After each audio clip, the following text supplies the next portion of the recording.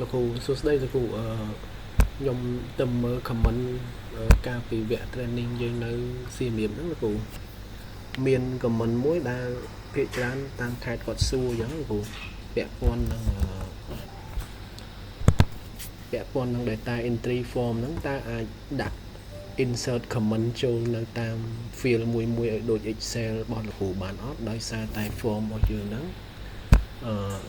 លែងបំបែកដូចមុនណា form របស់យើងចាំបាច់បញ្ចូលគ្នាដល់អញ្ចឹងទៅលោកគ្រូគាត់ថា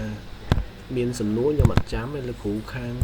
ងភ្នំពេញហ្នឹងមិនដឹងទេគាត់សួរខ្ញុំគាត់សួរថាចុះដូចយើងដាក់ចំណូលអស់ចំណាយលើជួសជុលអាគារហើយនឹងយានយន្តយើងវាយទឹកលុយសរុបចូលប៉ុន្តែបើមេសួរមេចង់ដឹងថាជួសជុលអាគារអស់ប៉ុន្មានយានយន្តអស់ប៉ុន្មានតើនៅលើ form ហ្នឹងអាច insert comment បើសិនជាអត់អាចបំបែកបានទេអាច insert comment ដូច Excel បានអត់ដើម្បីឲ្យដឹងថាឧទាហរណ៍ទឹកលុយ 100000 ហ្នឹង 50000 ជួសជុលអាគារ 50000 ជួសជុលយានយន្តអញ្ចឹងណាបាទថ្ងៃហ្នឹងខ្ញុំបង្ហាញលោកគ្រូថាតើយើងដាក់ comment នៅក្នុងហ្នឹងមិនបាននៅលើ form ហ្នឹងលោកគ្រូអញ្ចឹងខ្ញុំបង្ហាញលើផ្នែកមួយណាក៏បានដែរលោកគ្រូឧទាហរណ៍ខ្ញុំបង្ហាញលើផ្នែកចុងក្រោយលោកគ្រូសួរថាឥឡូវឧទាហរណ៍ថា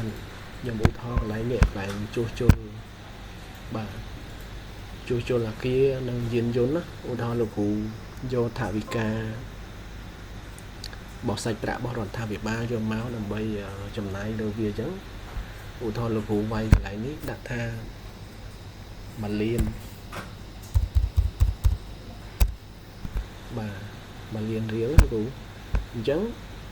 ក្នុង1លានរៀលនេះលោកគ្រូចង់បំបែកថាជួសជុលអាគារអស់ 300,000 ជួសជុលឡានអស់ 700,000 មានចម្ងល់លោកគ្រូសួរខ្ញុំប្រហែលខែដែរហើយខ្ញុំចាំបានគឺលោកគ្រូនៅខាងភ្នំពេញសួរថាបើសិនជាបំបែក form ហ្នឹងជា2បំបែកយានយន្តនឹងជួសជុលអាគារអត់បានទេអាច insert comment បានអត់អញ្ចឹងលោកគ្រូដើម្បី insert comment បានលោកគ្រូមើលលោកគ្រូចុចលើកន្លែងដែលយើងបញ្ចូលទឹកលុយហ្នឹងមកហើយលោកគ្រូមើលខាងក្រោមមានពាក្យថា view detail បាទលោកគ្រូចុច view detail ហ្នឹងមកវាបង្ហាញ detail ចំហៀងអញ្ចឹងលោកគ្រូកន្លែងហ្នឹងលោកគ្រូអាចដាក់ comment បាននេះលោកគ្រូចុចពាក្យ add comment មកលោកគ្រូអាចបញ្ចូលដាក់ថាជួសជុលបាទជួសជុលអាគារ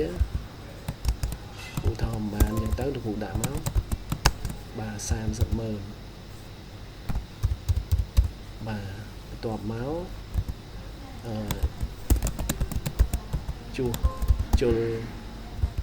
រថយន្តបាទអញ្ចឹង 700,000 អញ្ចឹងមកឧទាហរណ៍ណាលោកគ្រូបាទ700,000បាទប៉ុណ្ណឹងមកលោកគ្រូ save ទៅបាទអញ្ចឹងនៅក្នុង form ហ្នឹងគឺមាន2ហើយបាទមាន comment យើងចង់ដឹងថាដល់1លានហ្នឹងធ្វើអីខ្លះ2ហ្នឹងជួសជុលយានយន្តមកអាគារមកលោកគ្រូគាត់ដាក់ cursor លើហ្នឹងមកលោកគ្រូ view comment ហ្នឹងពេលហ្នឹងលោកគ្រូឃើញបាទ 300,000 ជួសជុលអាគារជួសជុលរថយន្ត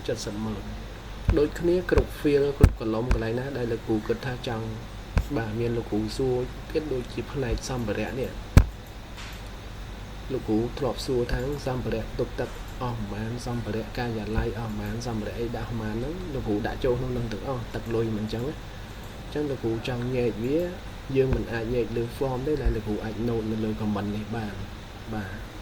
ញ្ចឹងគ្រប់កន្លែងនៅលើ form field មួយណាប្រឡោះមួយណាក៏បានដែរលោកគ្រូអាច add comment បានតែឥឡូវបើគេឲ្យវាយសរុបរួមអញ្ចឹងលោកគ្រូចង់ដឹងនេះដូចចំណាយដំណើរការផ្សេងចំណាយលើអីខ្លះអញ្ចឹងលោកគ្រូអាចវាយមកដូចគ្នាដែរចំណូលក៏ដូចគ្នាដែរលោកគ្រូចំណូលលោកគ្រូធ្លាប់សួរខ្ញុំថាកន្លែងថវិកាផ្សេងនេះលោកគ្រូចង់ដឹងថាផ្សេងហ្នឹងបានមកពីអីខ្លះប្រមាណហើយអាផ្សេងក្រៅពីសេវាក៏លោកគ្រូអាច note បានដែរថាផ្សេងក្រៅពីសេវាយើងបានមកពីអីខ្លះមកវិញថ្ងៃហ្នឹងបាទជួលកង់ទីនជួលកន្លែងផ្ញើម៉ូតូ ជួលតូបអីជុំវិញទីពេទ្យឬក៏មណ្ឌលហ្នឹងអាហ្នឹងគឺលោកគ្រូអាច add កន្លែង comment នេះបានដាក់ថាបើលោកគ្រូវាយកន្លែងនេះ1លានដូចខ្ញុំឧទាហរណ៍មិញអញ្ចឹងជួលតូប 100000 ជួលកន្លែងញ៉ាំម៉ូតូ 100000 អញ្ចឹងលោកគ្រូអាចដាក់កន្លែងហ្នឹងមកគឺលោកគ្រូអាចដឹងហើយថាអូខេថវិកា1លាននៃចំណាយផ្សេងក្រៅពីសេវាហ្នឹងគឺមានចេះ detail នៅក្នុងនេះអញ្ចឹងលោកគ្រូអញ្ចឹងយើងមិនបាច់ទៅបំបែក form design កែ form នឹងបន្ថែមទៀតទេលោកគ្រូអាច add ដូចខ្ញុំបង្ហាញហ្នឹងទៅគឺបានហើយអញ្ចឹងលោកគ្រូដឹងហើយបើលោកគ្រូចង់ទៅមើលវិញថាចំណាយទឹកលុយប៉ុណ្ណឹងយើងនៅក្នុងខែហ្នឹងតើយើងទទួលបានពីអីខ្លះដែលយើងដាក់ប៉ុណ្ណឹងអញ្ចឹងលោកគ្រូមើលហ្នឹងទៅគឺឃើញហើយអញ្ចឹងសំណួរលោកគ្រូសួរគឺយើងអាចថែមកន្លែងហ្នឹងបានលោកគ្រូអរគុណ